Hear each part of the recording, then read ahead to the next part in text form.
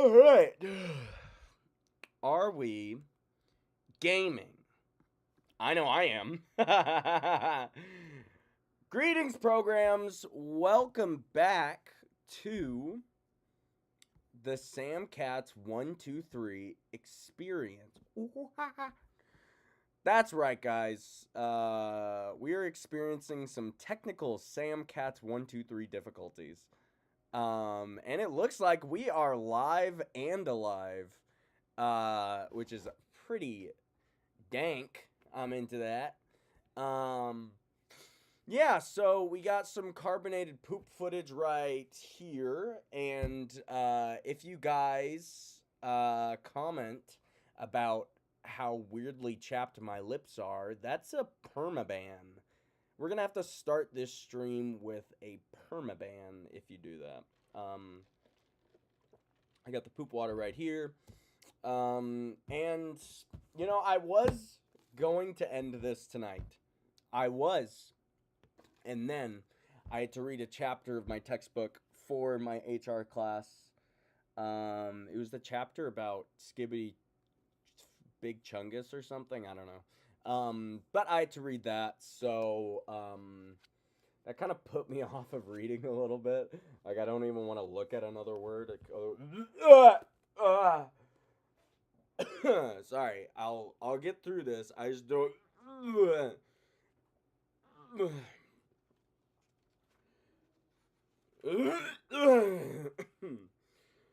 So, yeah, we are going to finish this book. It might be I did want to finish this before the new movie came out. Unfortunately, I wasn't able to. I'm not as sad about it as I thought I would be because the movie is it's not the best movie in the world. I'm gonna tilt this over. It's gonna do that this whole time. I need to get a better HDMI converter for this because I don't think it's my capture card. Anywho, I didn't love the Five Nights at Freddy's 2 movie. I'm really sick of people being like, "Oh my gosh, critics don't know what they're talking about.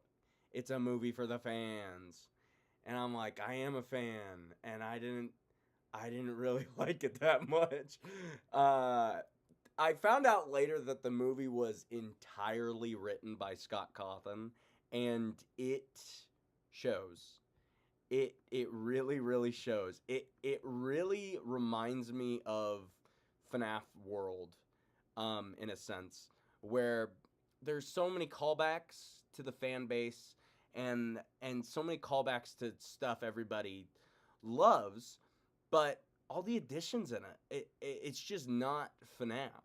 I don't want to spoil too much about the movie, but there is one characteristic the puppet has in two characteristics actually, one superpower kinda and one characteristic that she objectively did not have in the games. I think her character was properly assassinated in this movie. The cliffhanger was hilarious. I can't. I know exactly what they're gonna do with it. I know exactly what the crap is gonna happen. And I'm very excited. I didn't like the movie, but I did like the movie quite a bit. There weren't a lot of deaths in it, but the deaths that were in it were freaking brutal. That movie was much more brutal than the last. Like, the first movie really only had that one scene. 4 out of 10 book. Ben, get back to making Minecraft videos. Why does this keep... Oh, I'm moving it the wrong way. Yeah, so I gotta shear my sheep real quick. I have to collect a lot of light blue wool. Whoa, my gosh.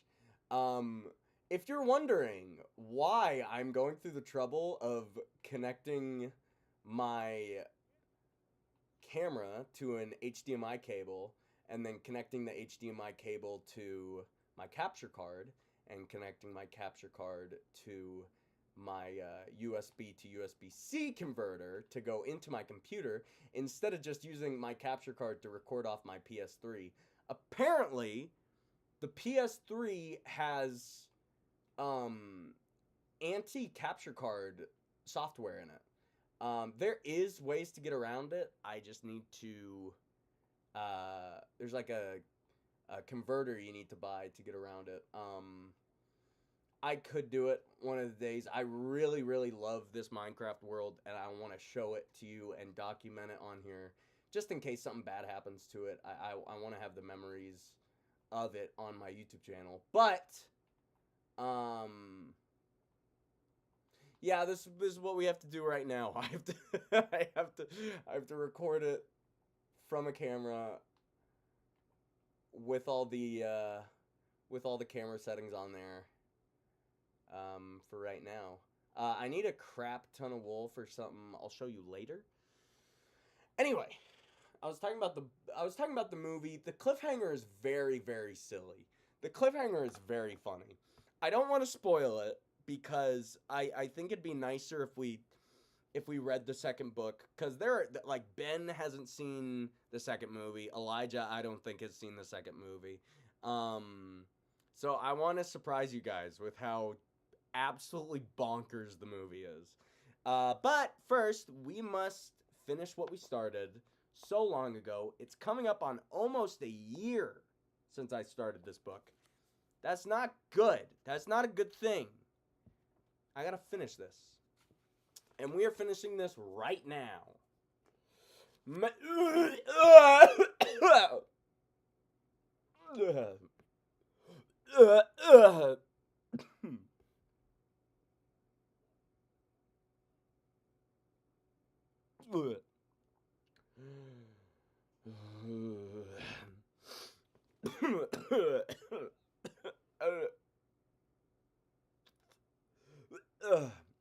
I don't know why I'm gagging like this. It must be all the poop water I've been drinking. Alright. I shouldn't have done that right before I started reading. Timmers! Mike opened his eyes, and the first thing he saw was an orb of bright light above his head. The light was too bright to be in Freddy's, or was it? The next thing Mike noticed was that he was lying on a... I am really off my game right now. Oh my gosh, hold on, let me recalibrate. I'm gonna set up this right here. There we go. A little light. Oh, that is absolutely divine. Okay. The next thing Mike noticed was that he was lying on metal. Metal! Not that chair again. Mike put his hands on the cold, flat surface, and he tried to push himself off it. That was when he noticed the third thing. His whole body hurt. Why did he levered up enough to look down at himself? He frowned at what he saw. Mike wasn't in the chair at Freddy's. He was lying on a stainless steel table. His shirt was gone, and his chest was wrapped in a swath of heavy bandages. Dexter Morgan appeared above him. That's not in the book. Beyond his chest, Mike could see that his pant leg had been cut away from his left lower leg. The leg was wrapped up in bandages too. I really like this detail of them. Who else is watching? I really like this detail of them adding that he thinks he's in the torture chair again. I think that's so cool. Oh yeah, another thing. I went to Universal for the Halloween Horror Nights for Five Nights at Freddy's. That was insane, dude. We waited in the line for that for about an hour and a half. And it was really worth it. Like, as soon as we got out of it, we were seriously thinking about going back in through. If they ever do something like that for FNAF 2, which is likely that they might do it this year, I would recommend it. 100%. Do it. Do it. It's so good.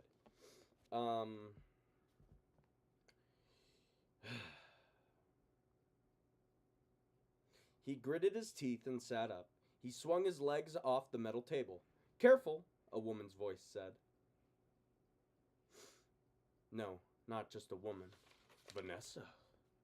Mike tracked the direction of the voice, and he found Vanessa uniformed, sitting in a folding metal chair about 6 feet from him. Well, 6 or 7 feet. The chair was tucked in the corner of a room filled with white metal and glass-fronted cabinets. Definitely not Freddy's. The room's walls were painted stark white, and the floor was a gleaming royal blue.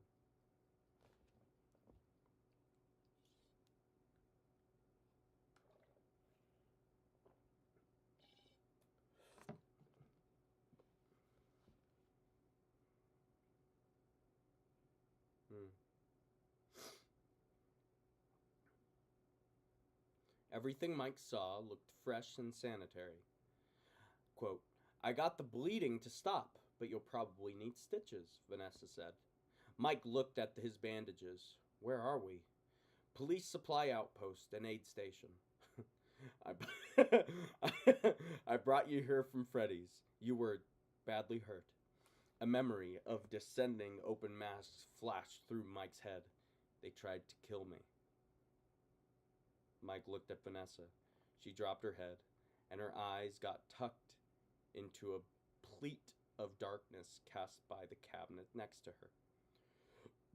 "But I'm guessing you already knew that," Mike said. Vanessa said nothing.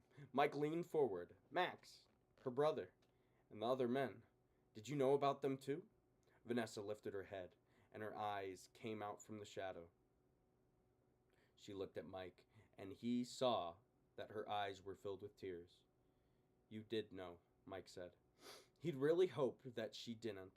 "It's complicated," Vanessa said. "Complicated? You mean more complicated than a bunch of possessed robots murdering innocent people?" "Well, Abby..."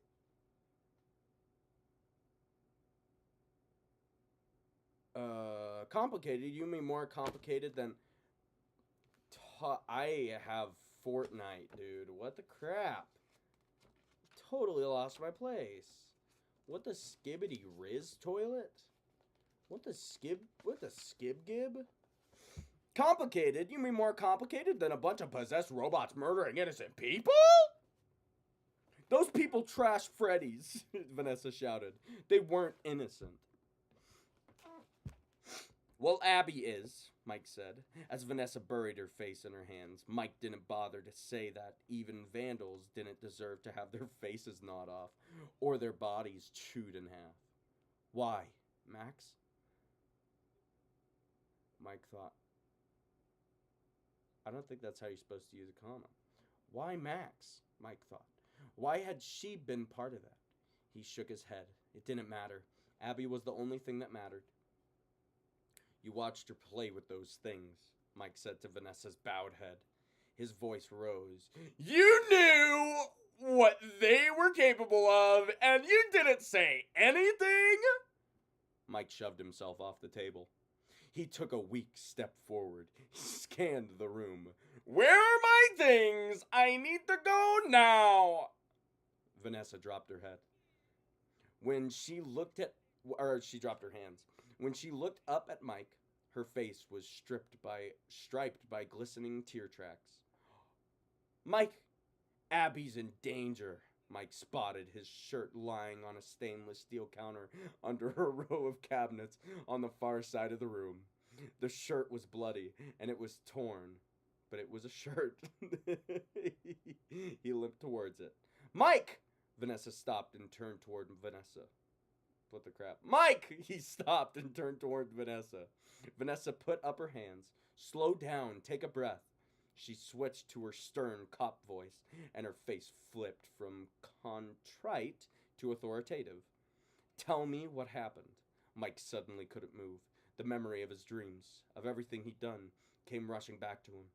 It was his turn to drop his head. If only he could take it all back. It took superhuman effort to open his mouth and confess what he'd done. As he did, he couldn't face Vanessa. He talked to the floor. "In my dream..." "In my dream..." Mike began. He took a breath and tried again. They wanted Abby, and I gave her to them. He pressed his palms against the side of his head. It was a terrible mistake, and when I tried to fix it, he pounded the heel of his hand against his temple. Oh! I think he said that. Mike looked at Vanessa. What do they want with my sister? Several long seconds passed. Mike thought Vanessa wasn't going to answer. And when she did, he wished she hadn't. They won't make her like them, Vanessa said. The pretty yellow taxi drove away. Abby waved to the driver, but he didn't wave back. He didn't even look at her. Abby shrugged. She gazed up at Golden Freddy, her friend. Golden Freddy held out his big furry hand. Abby grinned and took it. See, friggin' this book even knows that he's golden. That's something the movie didn't get. They swung their hands together as they walked toward the entrance of Freddy's.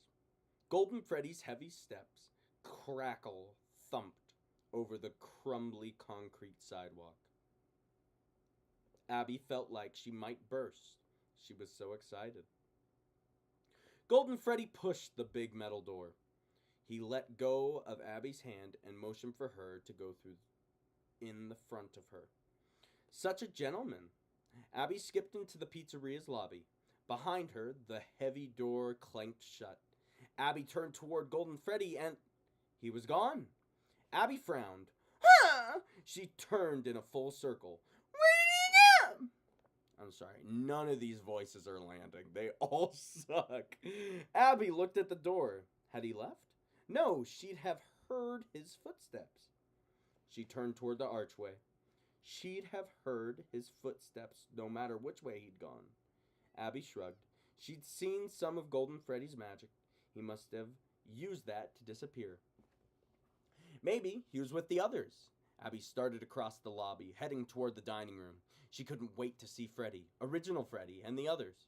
The scuff tap of Abby's footsteps seemed to bounce off the dining room walls as she walked into the room. She looked toward the stages. The curtains were drawn back, but the stages were empty. Abby frowned and looked around. Hello? Most of the dining room was so dim that Abby could barely see it. Instead of the usual half-on-half fluorescent bulbs that lit the room, just one single floodlight came from the stage.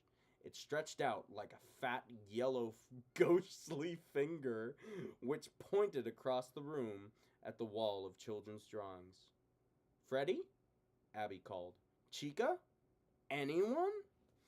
Abby's calls circled around the room and returned to her. No one answered. Looking at the light finger... Kid named Light Finger. Looking at the light finger, Abby gazed towards the end of it. Why was it pointing at the drawings? Curiously, Abby walked over the wall. She looked up. Abby had noticed the drawings before. It was possible to miss them. The curled, brittle papers covered nearly the whole wall of the dining room. And the air currents in the room were always tickling the drawings, which made them crackle. Abby had never really looked at the drawings before, though now she did. Drawn by kids younger than Abby, the pictures were mostly of stick figures, but it was possible to tell that the figures were supposed to be. What the figures were supposed to be. Abby could see. In the images, kids playing, families eating, the animatronics performing. Also, it says that the drawings were clearly done by kids younger than Abby, but like Abby is an awful drawer. She's like terrible. She's not good. Like in the movies, they make her drawings look like a gorilla made her drawings.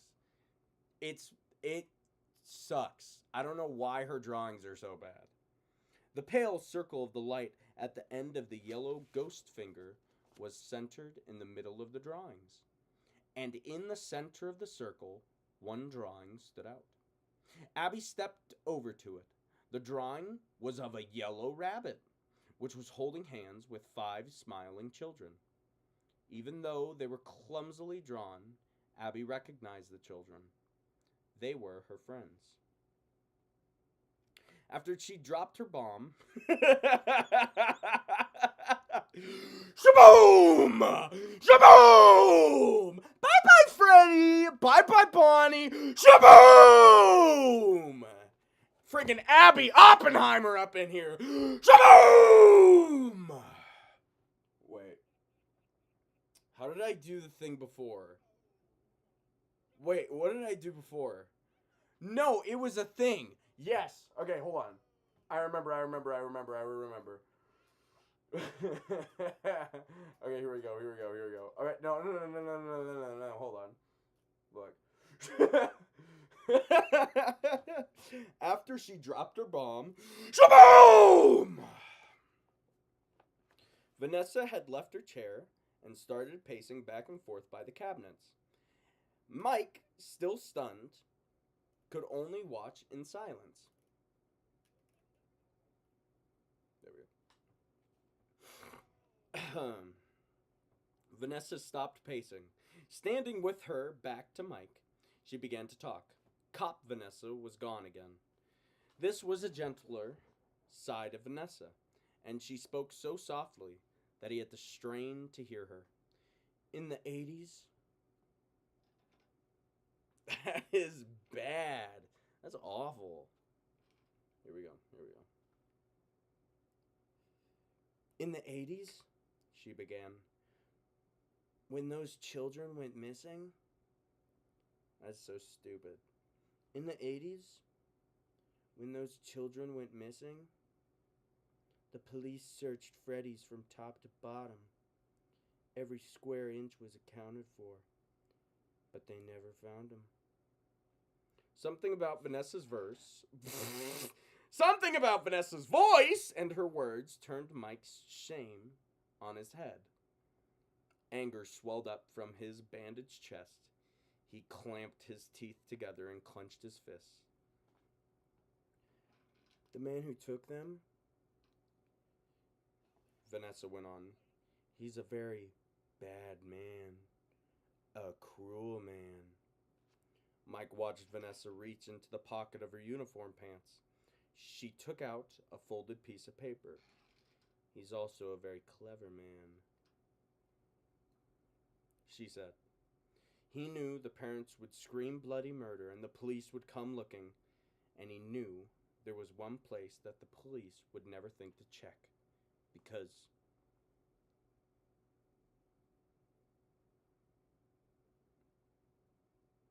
why would they? Vanessa turned around to face Mike.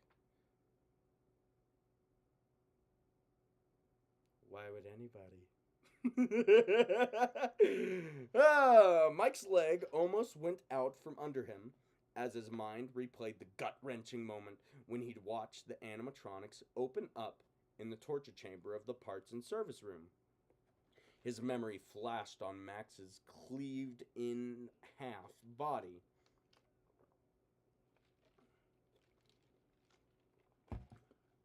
Inside the animatronic. As if she was seeing that Mike was envisioning in his head, Vanessa said, "It's not just children's ghosts inside that." Whoa. It's not just children's ghosts inside those robots. Mike's stomach heaved.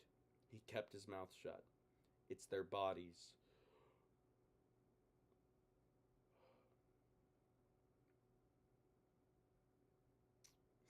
The yellow light finger disappeared. That made it seem like a dark shade had come down over the drawings. The shade came down over everything for an instant. Then, 4 new light fingers extended down from the ceiling. They pointed at an angle toward the 2 stages. Why the crap? Okay, hold on. Alright. Hold on. This is freaking Five Nights at Freddy's how it should have ended. Why are the animatronics taking Abby to be killed in the funny animatronic torture chair? I get why, but I don't know why. Because it'd be way more like thematic, right? if the animatronics were taking Abby to William Afton to be killed and to be stuffed into the animatronics, I think that would have been a lot better. And then Mike could finally come in and save her from the fate that Garrett suffered. And then there's actually a freaking reason for William Afton to be there, instead of just like, oh my gosh, there was a scary sound, and then boom, boom, boom, the guy from the video game. Remember the video game? I remember the video game. Yeah, it would have been cooler. Sorry, fam. Sorry. All right.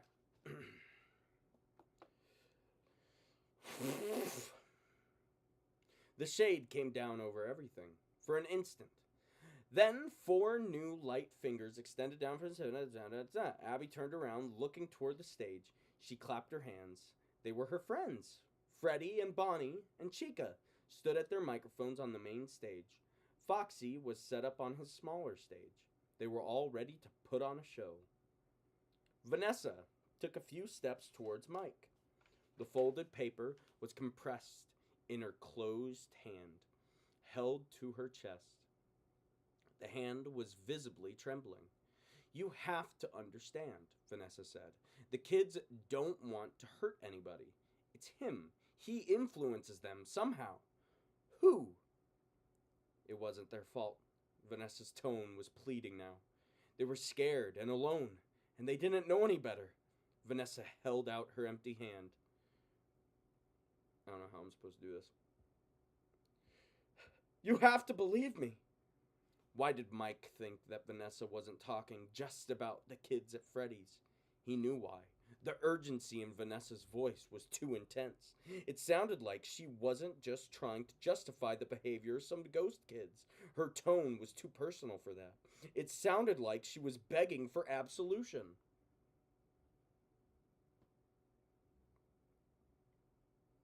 Mike stepped forward and put his hands on Vanessa's shoulders.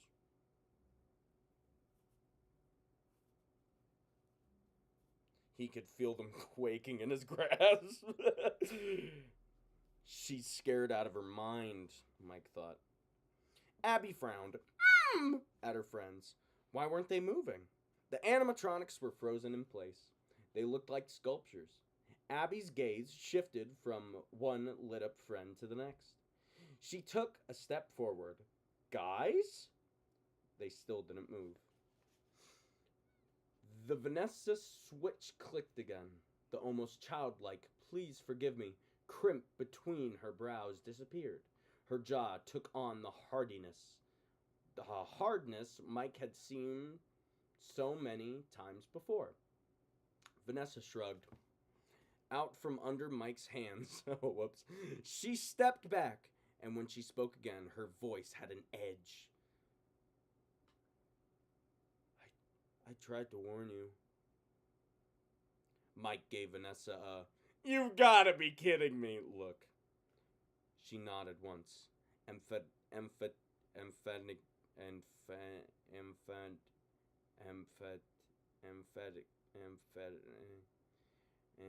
she nodded once.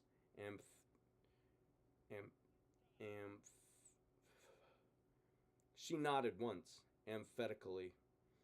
In my way, I really did try. You were just too dense to single-minded. She shrugged. It's too late now. He knows you're looking for him. The resolve wavered. Little girl Vanessa reappeared, hunching Vanessa's shoulders. He'll be coming, she said in a hushed tone. I hate Vanessa so much. She's better in the new movie. I actually do not mind her in the new movie.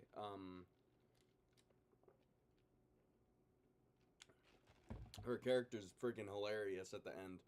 And she kind of is an idiot at the end, but I like her. I like her in the rest of the movie. Vanessa, please, Mike implored her. You have to tell me. Vanessa held out the folded paper she held in a vice grip. He's my father.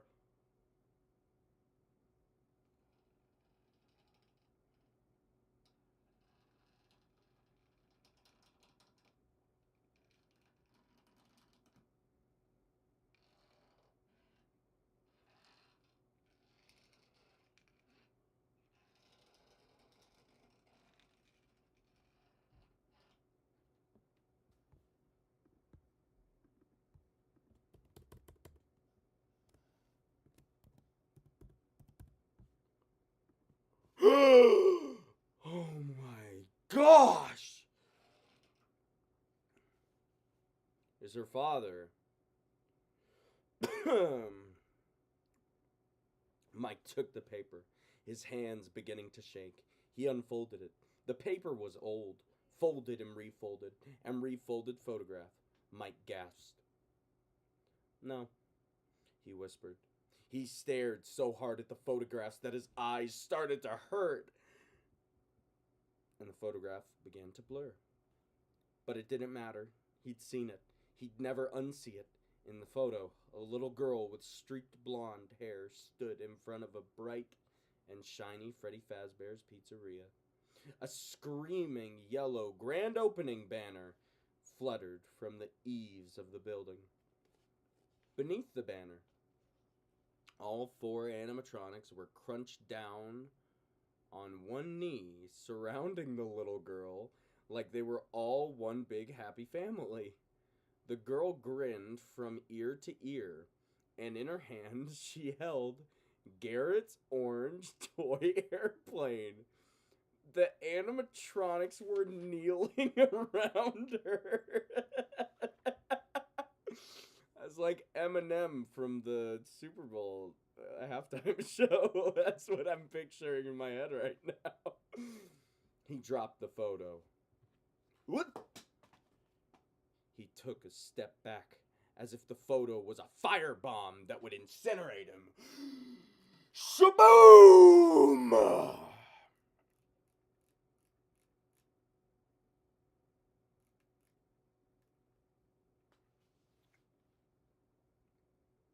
Mike lifted his gaze to Vanessa.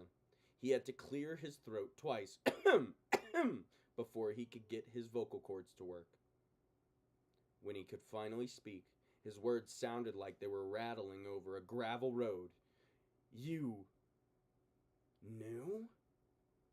Vanessa held out a hand. Mike! My brother, this whole time you knew! Vanessa shook her head. Not about Garrett! No, at least not when I met you.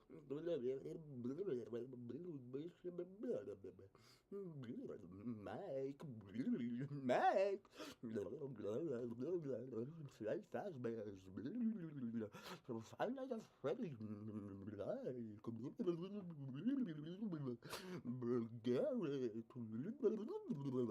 Eminem at the halftime show. Pepsi halftime show. Eminem. Five Nights at Freddy's. I don't know where that came from. I have no idea where that came from. I'm so... I just saw the playback. You idiot! I would have had a straight face if I didn't see this moron. Hold on. If I didn't see this absolute dweeb. If I didn't see this idiot right here. Where is it? Whatever. Shut up. You're stupid. Okay. But the others? Vanessa looked down. I'm sorry, Mike. I'm so... The photo hadn't turned into Firestorm. But Mike's emotions did. All the shame, the confusion, the shock, they all fused together. They exploded into a ball of pure rage. Mike lunged forward and grabbed Vanessa by her uniform collar. Tell me how to stop them, he growled.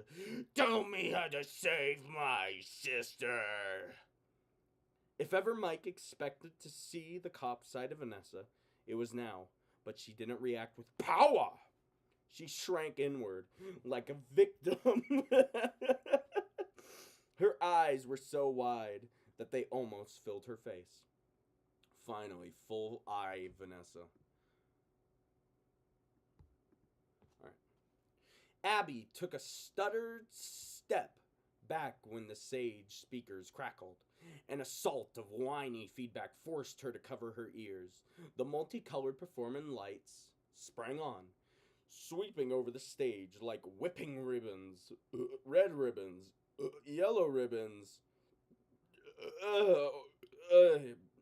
blue ribbons, orange ribbons, purple ribbons, light ribbons went every which way. And finally, the animatronics came to life.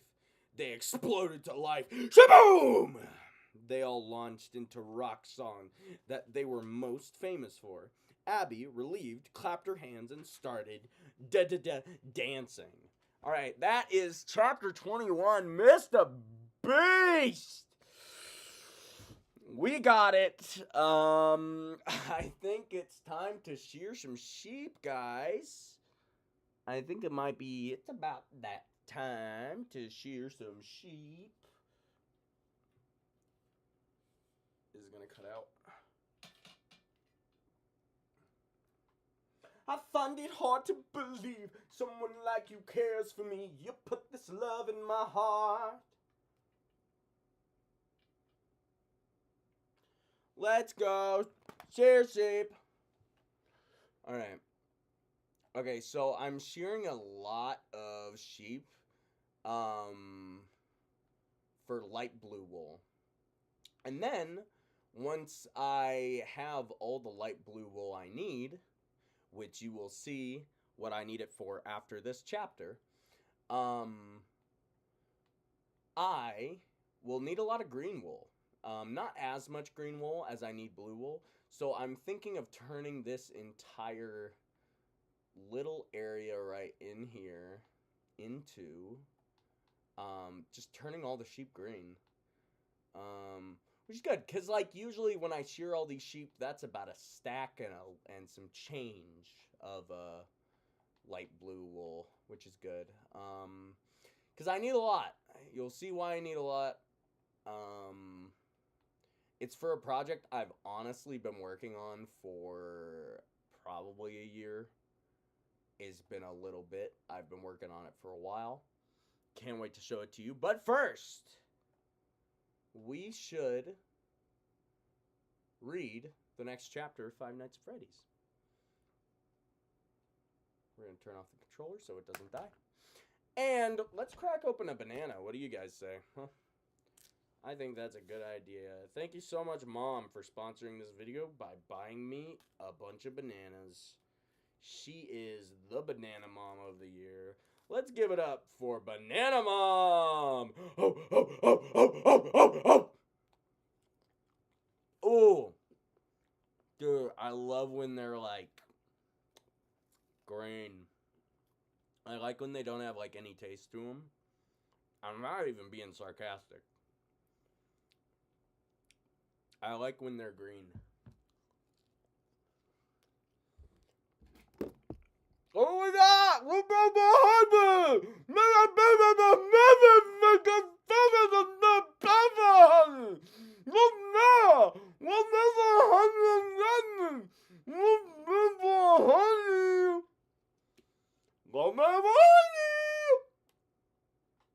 Ah.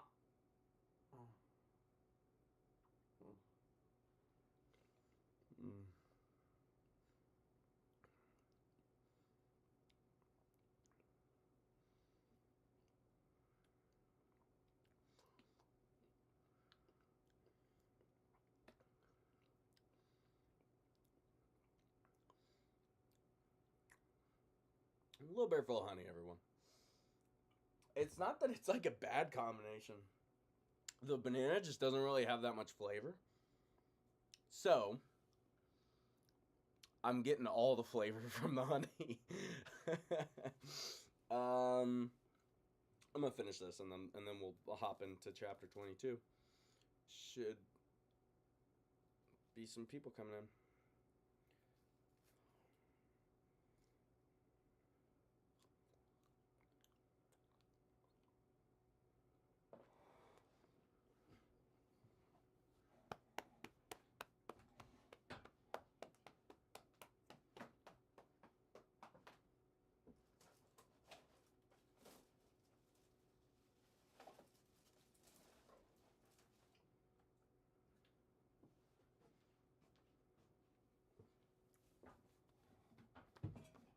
oh, oh, oh, oh, oh, oh, oh, oh. That's a little bareful awkward. Alright, let's get right into this little bareful Five Nights at Honey, guys. Should I make a little bareful honey cam? Let's get some up dudes in chat if I should do a little bareful honey cam. I'll do it. Don't test me. I might not do it. I don't know where my phone is.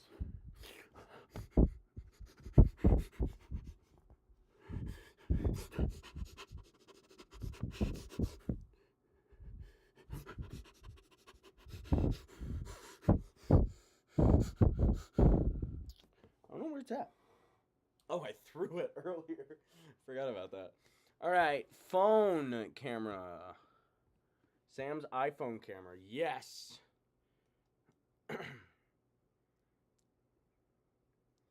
Yes, Sam's iPhone camera.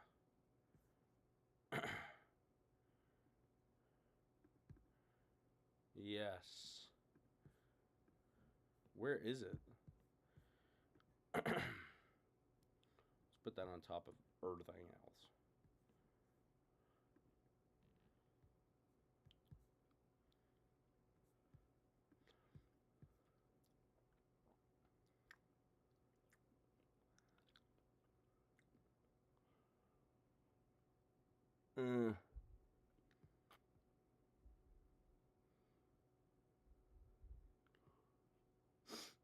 Alright, here we go.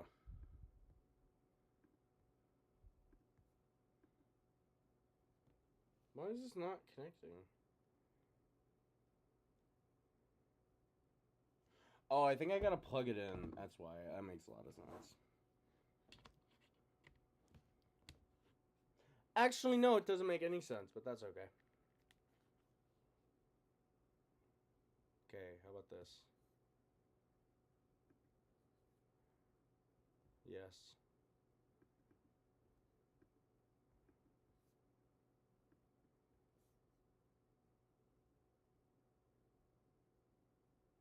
Alright, I guess I can't do it anymore. That's so strange. Whatever. Whatever. I guess you guys aren't getting the little bareful of honeycomb. Mr. Beast. Alright. Let's get right into this book, guys.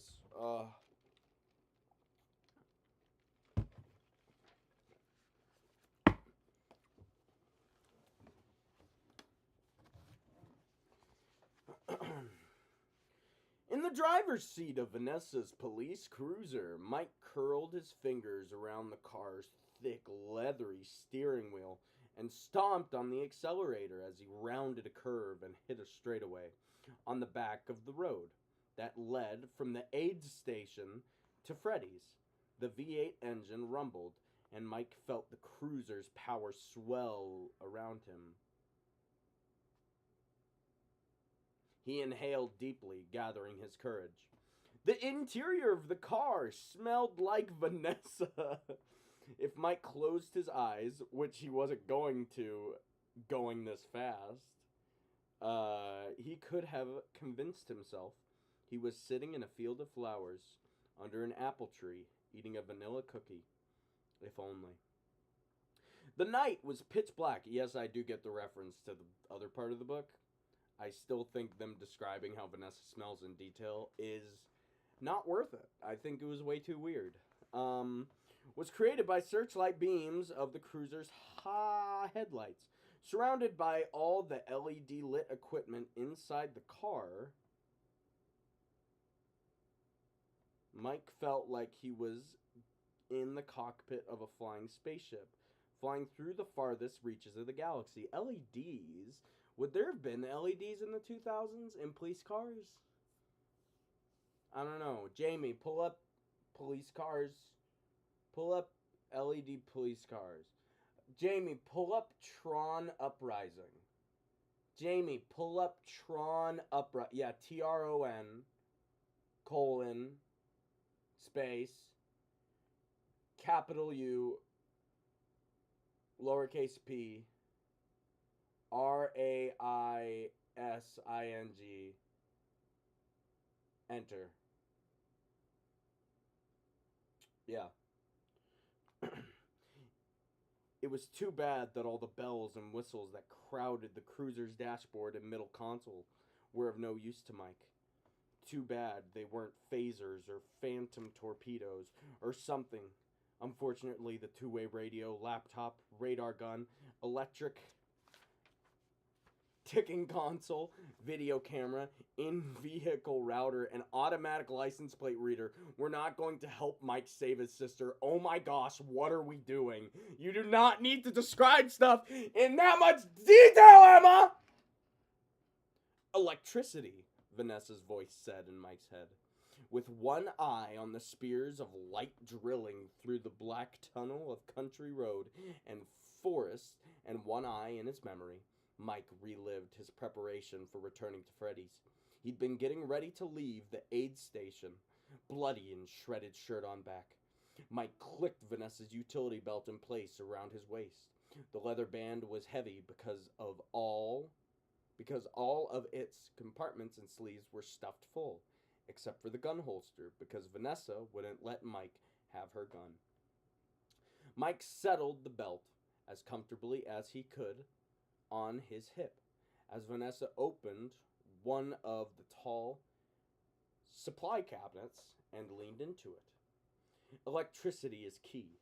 Vanessa's voice was muffled because her head was in the cabinet. Vanessa's head came out of the cabinet. She turned, holding what looked like a long black and silver barbecue fork with a lightsaber-like handle. Oh my gosh, guys. Remember space? Do you remember cockpits? Do you remember friggin' what did they say earlier? What was that stupid thing? What is it? They weren't phasers or phantom torpedoes. Do you guys like old sci-fi, guys?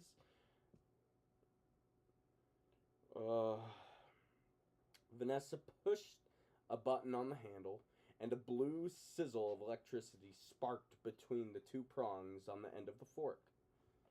We use these cattle prods for animal control. She walked toward Mike and pointed it at his waist. And you have no more balls! Your balls are applesauce! That didn't happen.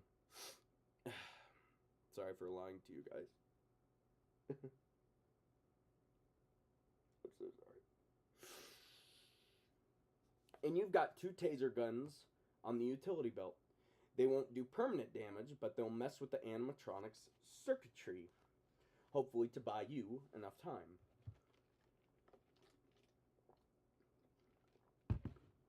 The cruiser's heavy-duty tires hit a pothole deep enough to jounce the vehicle. Mike shut off his mind's replay. He glanced at the cattle prod, which lay in the passenger's seat. Would it really help? Given everything Vanessa had hid from Mike, could he trust her advice? Mike put his attention fully back on the road, and when he did, he spotted a faint red aura low in the distance. Neon red, plus some yellow and white. Freddy's exterior lights were on. The bleary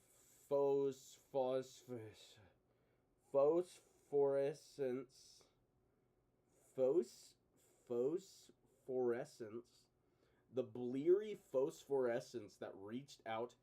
Dude, that is a new dumb Star Wars character. Bleary phosphorescence. Write that down, please. Bleary phosphorescence. Who wants to be bleary phosphorescence? I know I do. I think this is the only time I'm writing in this book. Okay. And then what we were in chapter 2, 271. All right. Bleary phosphorescence. That reached out into the surrounding blackout, looked to Mike like a dire omen. Oh my lord. It pretty much screamed, "Abandon all hope, ye who enter here." Cattle prod hanging from a loop on the utility belt. Mike gripped the tire iron he got from the cruiser's trunk after he'd parked the car at the edge of the pizzeria's disintegrating asphalt. He was skulking along the side of the grizzled old building, which struck him as a hostile enemy waiting for him in stealth mode, eager for the coming battle. Bending low, Mike ran his hand along the rough, warped wood siding. You should avoid the main entrance, the memory of Vanessa guided him in his head. Look for an outlet vent on the east side of the building. It was sealed up years ago, but if you can get it open, that's the best way to get inside without being detected. Mike's palms transitioned from splintery board to what felt like rusty metal. Bingo! Step 1. Find the vent opening. Done. Why is this like this? Okay. Mike fumbled with the utility belt. He found the pen light's compartment and pulled it out. Aiming the light briefly at the metal he'd found, he saw that 3 2x4s had been nailed over the vent. Even in the on and off blip of the pen light he shone on the boards, he could see that the lunder was gray with age. Shouldn't be a problem to remove. Mike groped around on the utility belt and found the sleeve that held a folding knife. Yes! Flipping it open, he used the end of it to work the nail loose from the boards. The back and forth motion made a wheezy scratch, but it wasn't loud enough. In just a few minutes, Mike had pried the boards away from the vent. After that, his knife made quick work of loosening the cover from the siding. Step 2. Remove the vent opening. Done. Mike dropped to the ground and peered into the confident murk of the vent shaft. The pen light revealed a dusty mass of cobwebs just inside the opening. Mike sighed and swiped away the webs. He eased into the meager space and snaked himself forward. As he slithered, his mind took him back to the aid station. He replayed the last few moments with Vanessa. When Vanessa had handed Mike the keys to her cruiser, their fingers had brushed together briefly. The effect of the touch lingered far after Vanessa drew her hand back. Troubled by the puzzle of his feelings for this woman who flipped so mercurially from friend to foe, Mike had lifted his gaze to her. He'd found her looking directly back at him. Your sister's about to die. Stop having cute little wholesome Chungus Roblox moments. Please! Of all the emotions Vanessa had triggered in Mike, the prominent one now was betrayal. Mike felt double-crossed, stabbed in the back. The throbbing pain of his wounds highlighted that sensation. Could he see the bitterness in his eyes? Oh my gosh, this is awesome. I hope they do this in every movie. Mike didn't know, but he could easily read her feelings. Vanessa's face was contorted with humiliation and regret. For an instant, Mike had felt sorry for Vanessa, but then he thought about Garrett. How many? Mike asked. He clipped the words and swung them at her like he was hitting her with her own baton. Vanessa flinched and looked away. She avoided the question. You need to hurry. Mike dropped his voice in an aggressive snarl. How many, Vanessa? How many has your father killed? Vanessa's gaze flittered up to Mike's face and then away. I don't know. Honestly, I don't. Is Garrett? Mike couldn't finish the question. He swallowed and tried again. Is my brother one of them? In the machines? Vanessa looked squarely at Mike and shook her head. No. Garrett was before Freddy's?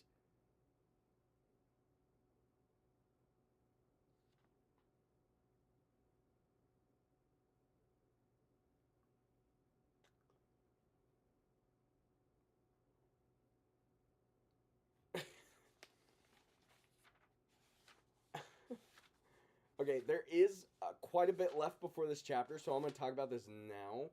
Oh my gosh.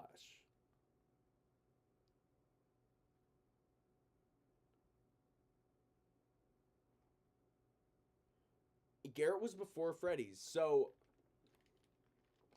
first of all, I like that Mike is actually wondering if his brother is in one of the animatronics.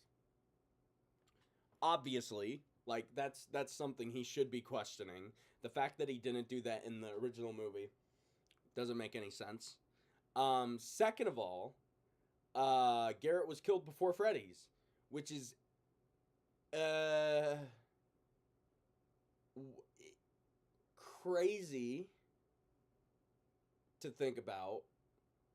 I don't know how well that matches up with the timeline.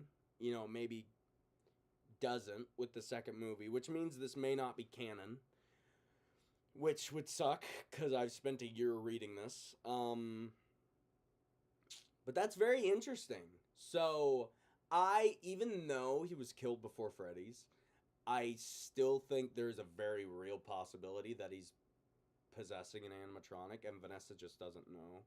And that it was maybe one of the spring locks, probably Golden Freddy. Um, yeah, I don't know. All I know is that they didn't freaking mention Garrett once in this last movie. And I seriously hope they do it in the third movie. I hope they explain what happened to Garrett, and I hope he's a cool character like Mr. Hippo. That guy is freaking dank. Yeah, I hope they figure it out. I hope the third movie's good. Dude, I I just want these movies to end well. Mike felt the flames of his fury settle by inches. It was small comfort, but at least his brother wasn't a ghost trapped in a robot. Mike collected himself. Garrett was gone, but he could save Abby. He had to get moving. Come with me, he said to Vanessa. Vanessa shook her head vehemently. No. Mike leaned in toward her. You owe them. And you owe me. Vanessa's head shook even more emphatically. So much that her hair twist came undone. And her hair fell down. What am I reading? You owe me. No, you owe them and you owe me. Vanessa shook her head more emphatically.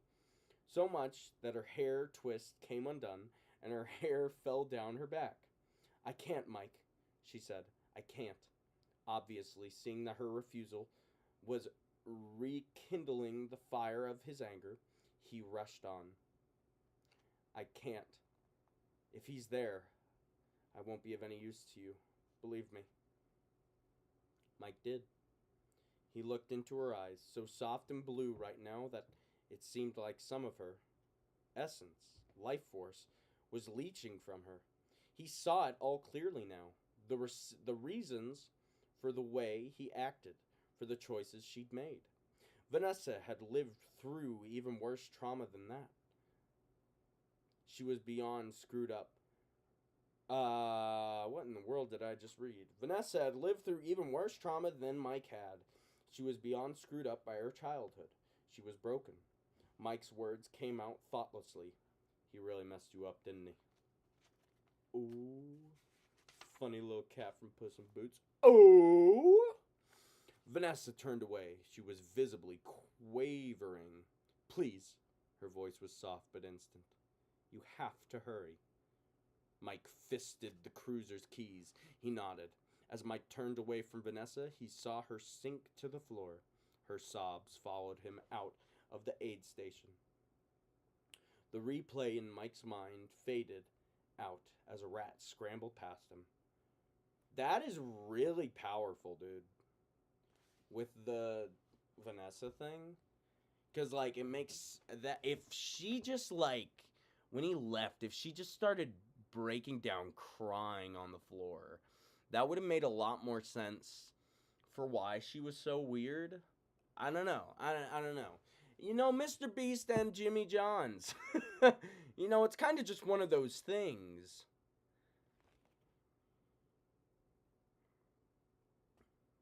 Mike's knee jerk reaction to the rodent brought him to a dead stop, and he could have sworn he was hearing Vanessa's sobs murmuring through the vent shaft. The pitiful sounds wrapped around him, just as heavily as the thick, sticky clumps of cobwebs that clung to his hair, clothes, and skin. Mike wanted to cover his ears to block out the sound, but he knew it came from within him. And besides, he needed his hands and arms to continue his furtive army crawl. Even over the memory of Vanessa's sobs, Mike could hear the sound of 80s music. He'd heard it faintly when he was just a few feet inside the building, and it got louder and louder as he progressed through the shaft. The driving rock beat muffled the imaginary sounds of Vanessa's pain, and they brought Mike fully into the present. Mike inched his way around a turn in the shaft, and he saw a flare of painted light reaching towards him. Through the darkness, he was almost to the dining room. Mike picked up the pace. This created more noise, but the booming music masked the tinny banging of his knees against the metal ductwork. In a few seconds, Mike, panting, reached the metal grate that covered the end of the vent shaft. Through the slated slats, he could see, minimally, into the dining room and the stage at the opposite end. Mike turned his head so he could push his face against the slates. He put his eye to one of the openings. He choked on one of his heavy breaths. "Abby!" Mike whispered urgently. Abby was flushed and sweaty from dancing to the music. Her friend's act was amazing. All the time they'd been performing, Abby's friends have seemed lost in the music. Now, though Chica looked down at Abby and motioned for Abby to come up on the stage. "Yay!" Abby thought. She hopped up onto the stage and ran to her friend. Abby expected to be included in the performance, but instead, Chica took her hand and pulled her back away from the microphones. While the others continued to dance and sing, Chica led Abby to the back of the stage.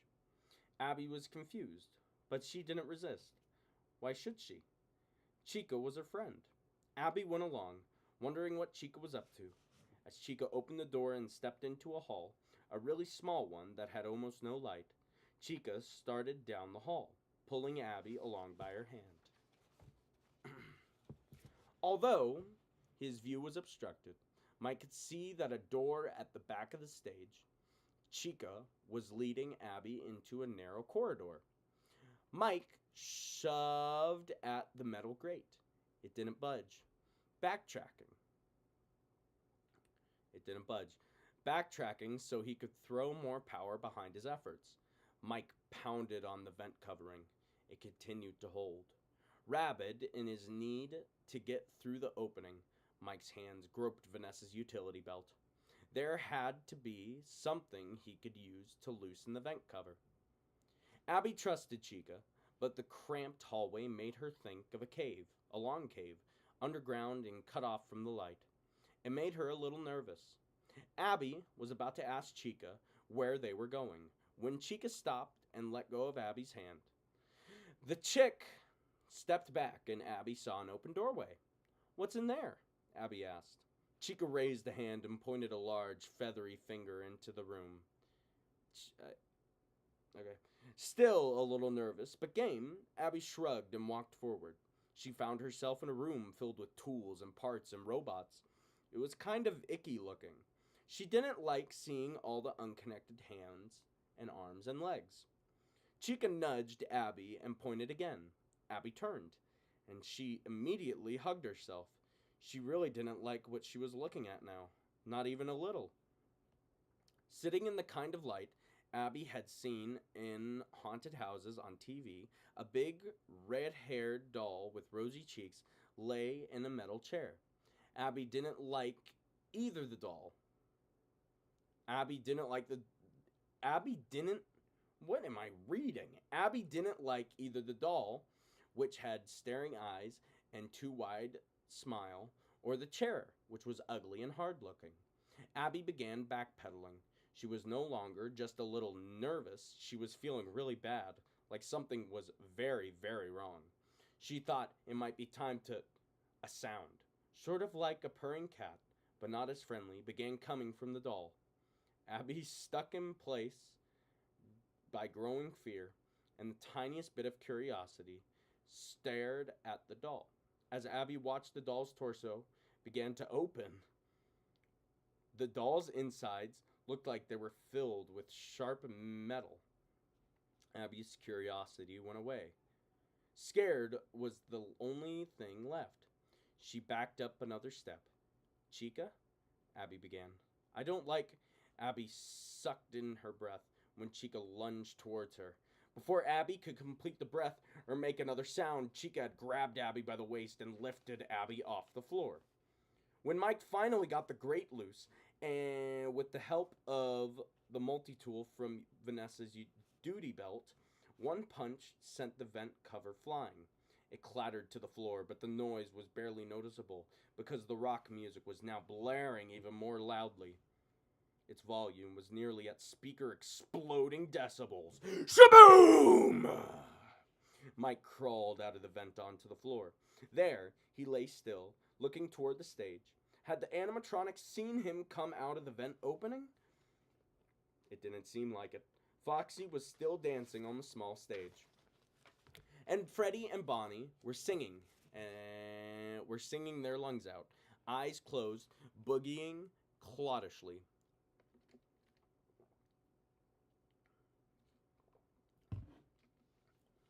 Figuring that if he stayed low, he could fly under the radar, Mike began crawling toward the main stage. As he went, he kept an eye on the animatronics, but they were still oblivious. They were like dervishes lost in their performance. They moved with almost maniacal intensity. When Mike reached the base of the stage, he raised his head. He needed to reach the doorway at the back of the stage, but Freddie and Bonnie blocked his way. How could he get past them? As Mike hesitated, a distant and very loud clang clang chink prodded Mike out of the pawn ring and into action. He leaped to his feet and whirled toward the sound, which was coming from down the hall, not from the back of the stage. What if Chica had led Abby farther into the building in a roundabout way? Mike was no longer thinking about the animatronics. He was thinking about Abby. He had to find her. Freddie's eyes opened. He stopped singing and dancing. Oh no. He looked in Mike's direction. Oh no. Dude, if you spell my name with 2 A's again, I'm coming to your house. And I'm gonna come to your house. I'm gonna kill you.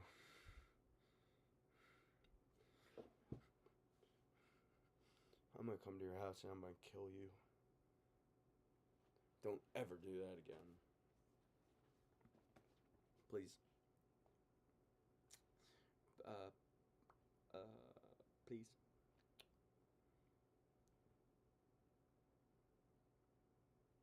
Mike immediately ducked low and scrambled backwards. Oh wait, Freddy's eyes opened. He stopped singing and dancing. He looked in Mike's direction.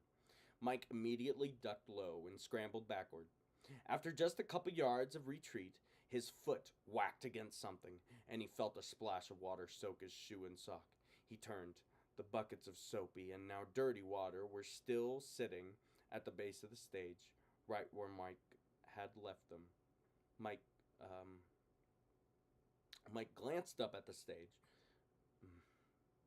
Freddy was back to performing again. Good. The buckets had triggered the idea for a plan, one that just might work. Chica, no! Abby screamed as Chica carried her toward the awful doll in the metal. Lance, I'm so sorry for saying I'd kill you. I'm so sorry. I didn't mean it. I'm so sorry. You're my friend, Lance. I didn't mean to mean it. I didn't mean it. I didn't mean it. It's this book. It's corrupting my soul. I didn't mean to say I'm gonna kill you. I didn't mean it. Lance, please forgive me. Lance, please forgive me. Look, I'm crying. I'm crying. Look. Oh, no. Lance, I'm crying. No. Lance, no. I'm crying. Lance. Lance, I'm sorry. I didn't mean it. Please, Lance, I didn't mean it. Please. I'm crying poop water, Lance. I'm sorry.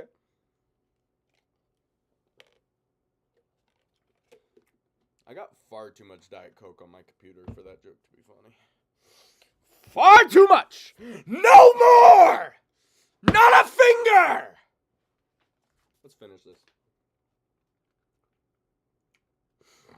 Chica had Abby by the torso, head in front of Chica and legs behind. Grunting, Abby squirmed and twisted, but Chica's grip was strong. Chica flipped Abby around and began pushing her into the open doll.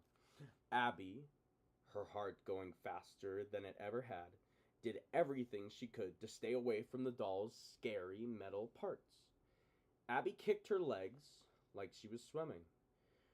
She threw out her feet to drive her shoe into Chica's hips. She balled her hands into fists and pounded on Chica's arms.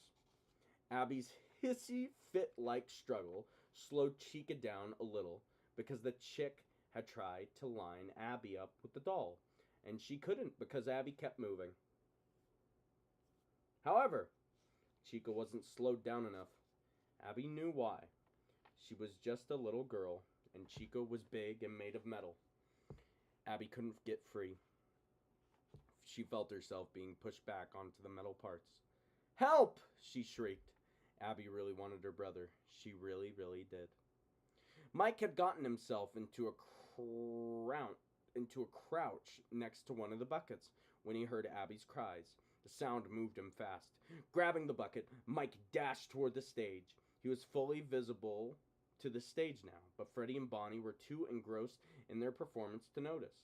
Mike pulled back the bucket and tossed its contents to the stage floor, right under Freddie's feet.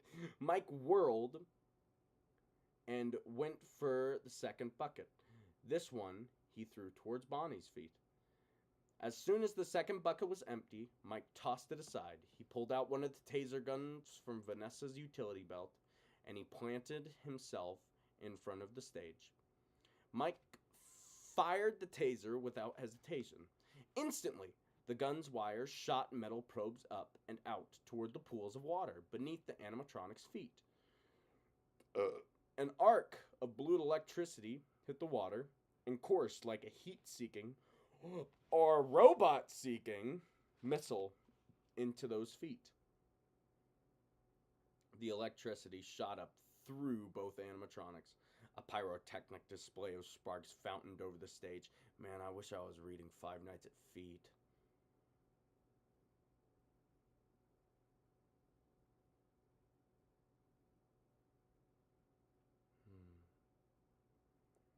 Freddie and Bonnie stopped singing and dancing. They were stiff. The stage light flickers. Then it went out. Both animatronics became felled redwoods. They hit the stage like they'd had dropped from the top of a 50-story building. Wham! The impact literally shook the building's foundations. While the floor beneath them was still pulsating, Mike turned. He ran toward the sound of his sister's screams for help. Sticky Face. My name's Sticky Face and I care what you think. Yeah! Abby was almost completely pressed into the doll now. Her neck and back and legs and arms all hurt from the hard, sharp metal poking into her skin. Panting and crying, Abby was becoming too weak to fight anymore. Her throat hurt from screaming and yelling, And now she was crying, and her nose was so stiffed up that she was having trouble breathing. Abby looked up at Chica. Abby had never been so hurt and let down. Not even Mike had ever made her feel this bad before.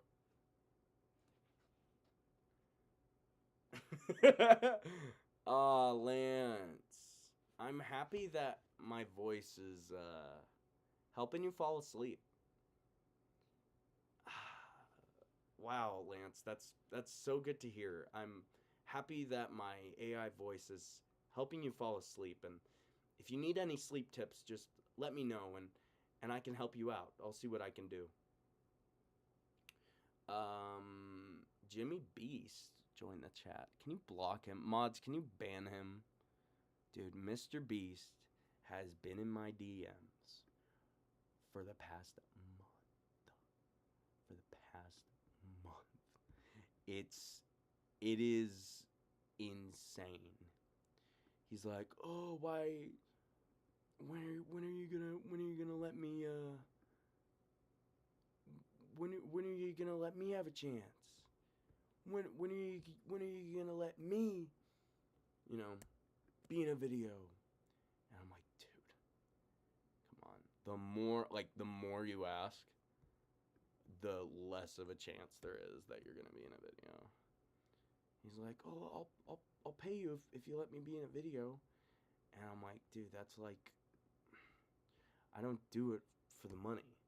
Well, I do it for the money, but like the views, like, okay, you have to think about it from like the technical angle. The more views I lose by including Mr. Beast in a video, is less than the money that I get from the views that I lose from a video that I make with Mr. Beast is less than the amount of money he could ever offer me. Okay, I make a video. I'm working on a video right now, a Stranger Things video. That video is going to pop the freaking hecking chungus off. 10 billion views in the first weekend. That's what I'm predicting. And that's lowballing it. If I put Mr. Beast in that video, 500 views, guaranteed. Guaranteed. It's just, I can't put him in stuff. He absolutely poisons my YouTube channel. I gave him a chance. And it resulted in the least viewed video on my entire YouTube channel.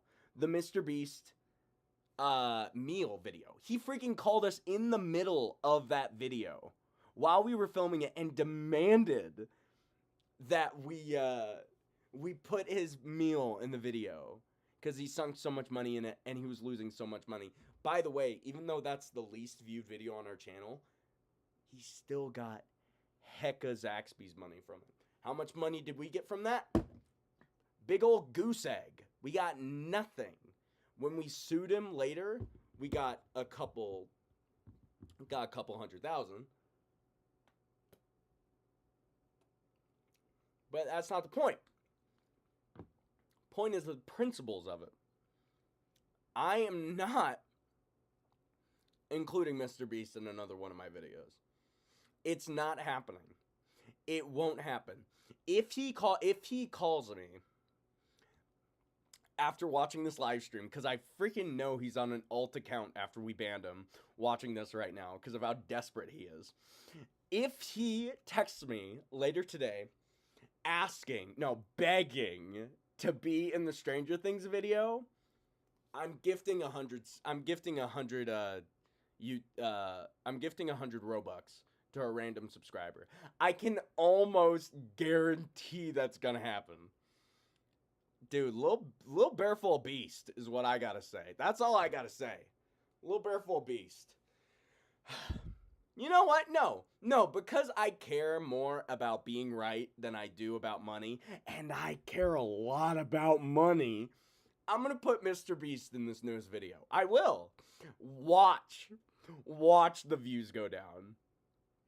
I can't believe it. gosh, easily the worst video on the channel. Performance wise, quality wise, art wise, the Mr. Beast video, and he just keeps, dude. If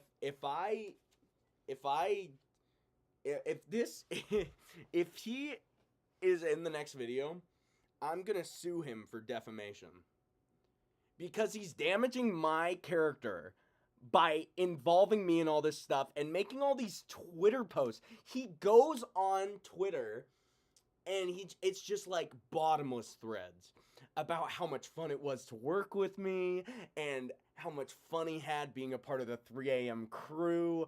But really, it wasn't fun at all. He may have been having fun, but everyone, you can ask anyone. You can ask Lil Bear Full of Honey. You can ask Lance. You can ask Keith.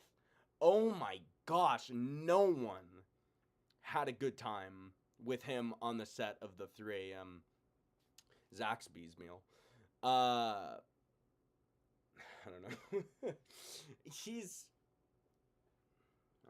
No one really wants him back. It's only haters that want him back. Like r/Mr. Beast. Those are really the only people that want him back in the videos. So sorry. Mr. Beast just makes me so crazy. Can't stand it. So, yeah, I'll put him in the Stranger Things video. Views are gonna tank. Just so you guys can finally shut up about me putting Mr. Beast in my videos, I'll put him in the Stranger Things video, whatever. And we'll see how it goes.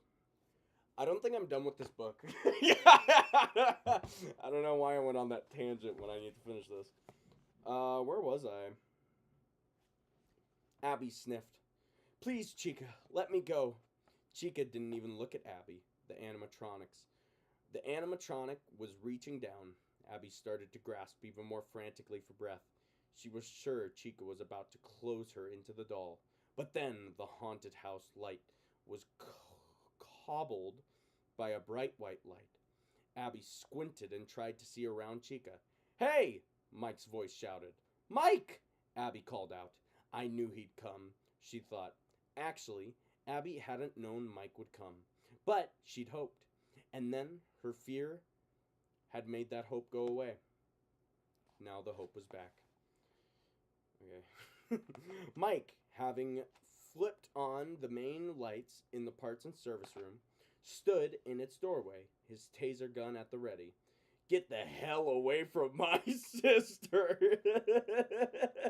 He yelled at the nasty yellow chick who was trying to shove Abby into the red-headed animatronic. I hate my Chungus hell life. Get the hell away from my sister! I'm gonna have to bleep that out in post. Oh shoot, this is live! Oh! Oh! Oh! Oh! Oh! Oh! Oh! No! No! This is live. Frick. Dang it. Anyway. Actually, Mr. Beast! Mike recognized the doll-like animatronic. It was the one he'd seen in the storage room. No way he was going to let Abby get close up inside that killing machine. Abby turned away from the metal chair. Letting go of Abby, the robotic chick came at Mike. Mike immediately triggered the taser gun. The taser wires streamed through the air. The probes separated, and each of them drilled directly into Chica's eyes. Chica dropped as fast and as hard as her compatriots had. She hit the floor in a full prone position, legs and arms akimbo, and she began to convulse. Her eyes blinked frequently. The instant Chica let go, Abby had shoved herself away from the little girl animatronic. Now, She jumped out of the chair and ran to Mike. She threw herself at him. Mike caught his sister in his arms. He hugged her close as she sobbed against his neck. "Are you okay?" Mike asked. "Are you hurt?" Mike felt Abby's head shake against his shoulders. "No," she said in a tiny voice, but she was crying. Her tears were hot and Mike's skin trickled down into his shirt. Abby pulled her head away from Mike. She stole a glance back at Chica. Mike looked that way, too. Smoke was spiraling up from Chica's charred eye sockets. Chick was dead still. Abby sniffled loudly and said, through more sobs, "I don't know what's wrong with her. I don't know why she's acting like this." Mike patted Abby's shoulders. I know, it'll be okay." Keeping an eye on Chica, Mike set Abby on the floor, but he held on to her. When it was clear she was steady on her feet, he crouched down in front of her.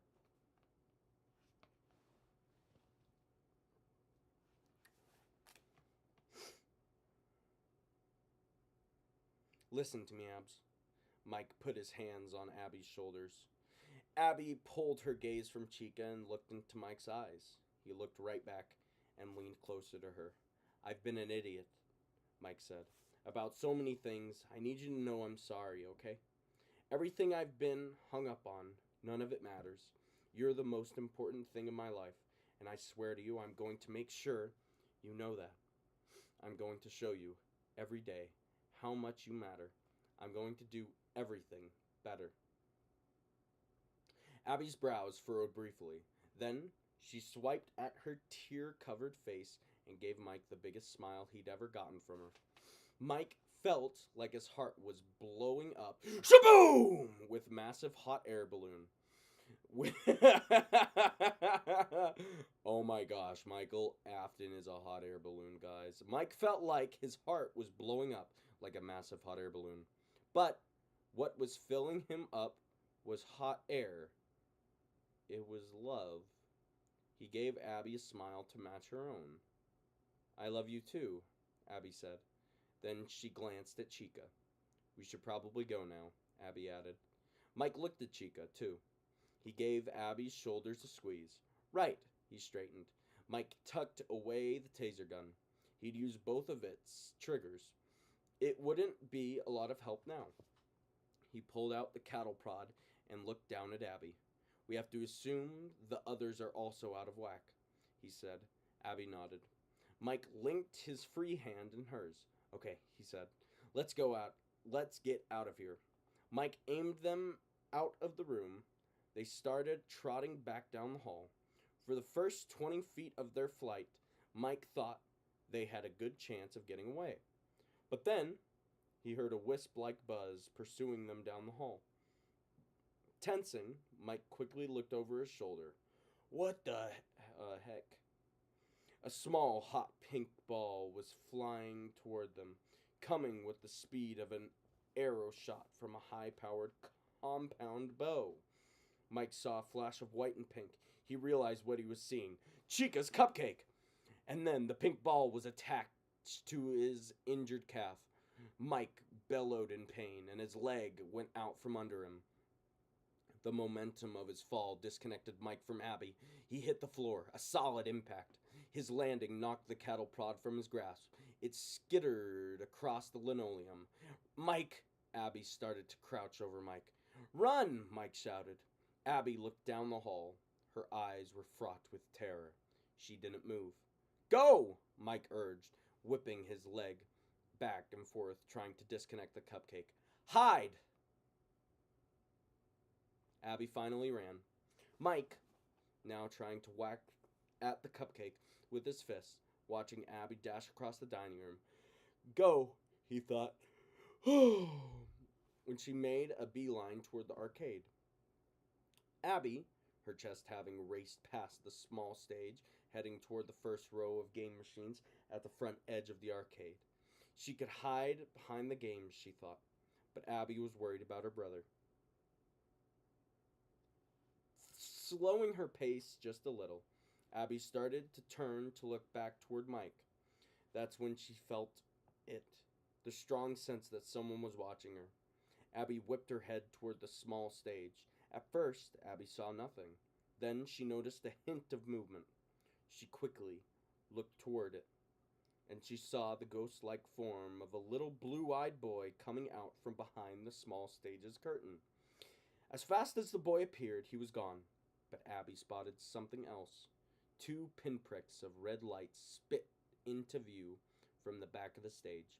Abby's gaze was caught by more movement. The silver tip of Foxy's hook came into view. Abby ran harder than she had in her life. She shot down the first row of game machines and disappeared. She hoped into the back of the arcade. Oh my gosh, I have Fortnite. Okay,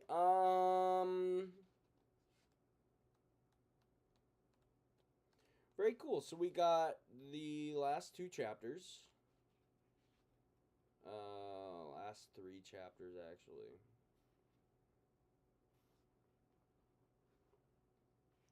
And then we have the epilogue.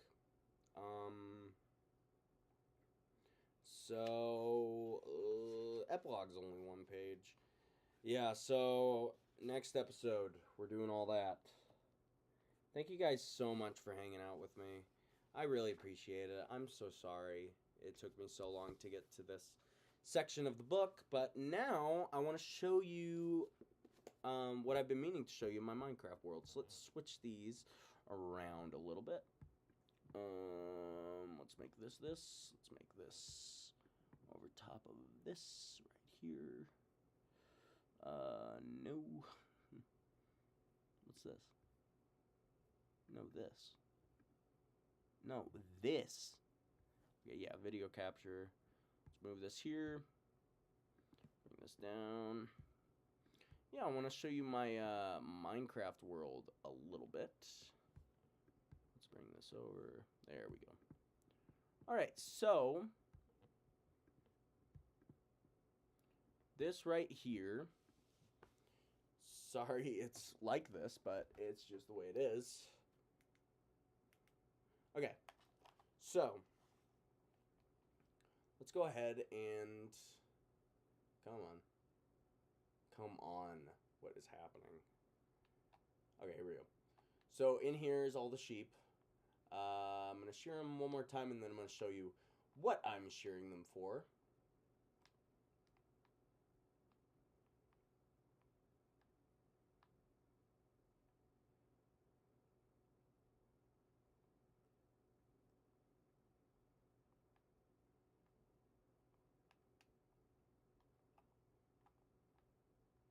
Just going to go through, get all the light blue wool. Right here and right here. Alright, yeah, that's all of it. Alright, and then we're going to go through here. I have been up for a while, so there might be phantoms around. Hopefully not. Okay, so through here. I know this is such an odd angle.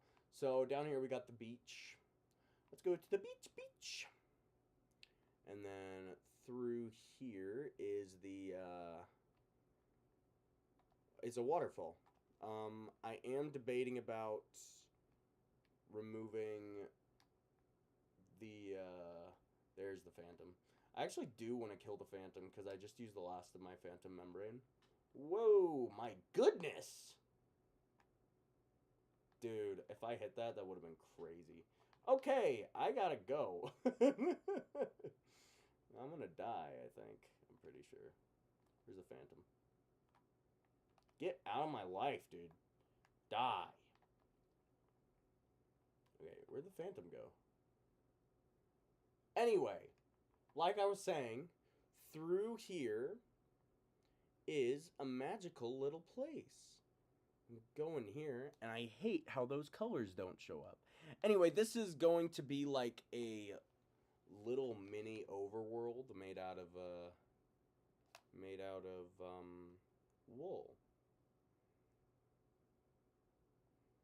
So that's what this will be. And I need all this light blue wool because it's going to be the sky. Doesn't that look like light blue? Isn't that awesome? Isn't that exactly what light blue looks like? Isn't that crazy? You can't even see it here. Why does that look like that? Strange. Anyway, that's supposed to be blue. That's supposed to be white. I don't know why that's looking that weird. Yeah. But that's why I got all this light blue wool. Trying to fill in the sky here. And then I have to figure out what I'm going to do with the sun. And then, yeah, and then I'm going to cover this entire floor with... See, it's really, really hard to light up something like this. So what I'm going to do is I'm going to not use glowstone. I totally thought that was bread. What I'm going to do is I'm going to use green wool for all this part. And then for where the torches are, if you actually put carpet over top of the torches, you could still walk on top of it. So it just looks like a lawn, which is really nice. But there's torches below, so it lights up the area. As far as the top, it's going to be awfully dark, unfortunately. I wish there was a better way for me to light it up, but there isn't. And I'm going to add more clouds that go all the way around, and then probably a sun in this corner or somewhere else. I don't know. Yeah, so that is just a little bit of my world. If I can get the capture card working, I would absolutely love to show you this world in better quality. I would, I'm telling you. This isn't a lie. I would. Yeah, so I'm not going to show you too much. This is a world I've been working on for a while. And I don't think anybody's watching this. Wait, 3 people? Who the crap is watching this? Why are you watching this? Go home. I am really, really tired. So I'm probably gonna poop my pants. Oh my gosh, I left that open. So I'm probably gonna go poo-poo in my stinky pants, and then I'll see you guys later. Thank you so much for going on this crazy Five Nights at Freddy's ride with me. Wah! Look at this, it's a Five Nights at Freddy's jump scare.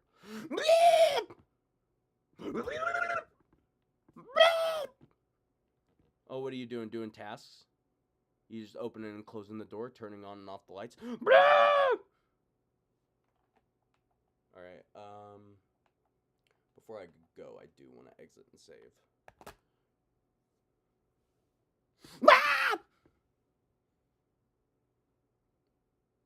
Yeah, and then my machine's getting a little too loud, so I think I'm going to turn it off. Yeah, but my Nintendo Switch does work with the capture card, so I might play some Sonic Team Racing. You know, it's pretty fun. I am absolutely obsessed with Sonic Team Racing. I haven't played in a second, like a good second, but